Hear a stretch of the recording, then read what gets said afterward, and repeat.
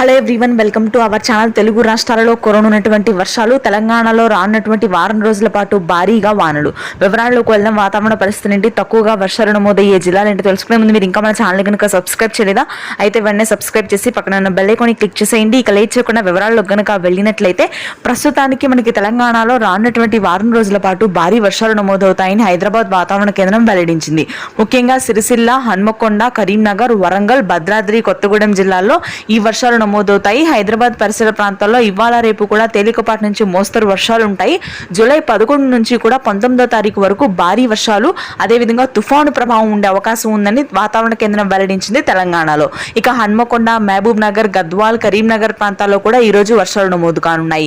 విశాఖ, విజయనగరం ప్రాంతాల్లో తేలికపాటి జల్లులు నమోదవుతున్నాయి. ఇవాళ రేపు ఇదే విధంగా తేలికపాటి జల్లులు నమోదవుతాయి. ఇక ఆ తర్వాత గుంటూరు, కృష్ణా, కోనసీమ ప్రాంతాల్లో మాత్రం పొడి వాతావరణం కొనసాగుతుంది. 1-2 చోట్ల మోస్తరు నుంచి భారీ వర్షపాతం ఉంటుంది. తిరుపతి, చిత్తూరు, మదనపల్లి, పీలేరు, పలమనేరు, నంద్యాల, కదిరి, బద్వేల్, రాయచోటి, పులివెందుల ప్రాంతాల్లో మాత్రం రానున్నటువంటి 2 రోజుల పాటు భారీ వర్షాలు నమోదు కానున్నాయి. ఇది ప్రస్తుతానికి latest weather update. Thanks for watching this video. Please do subscribe.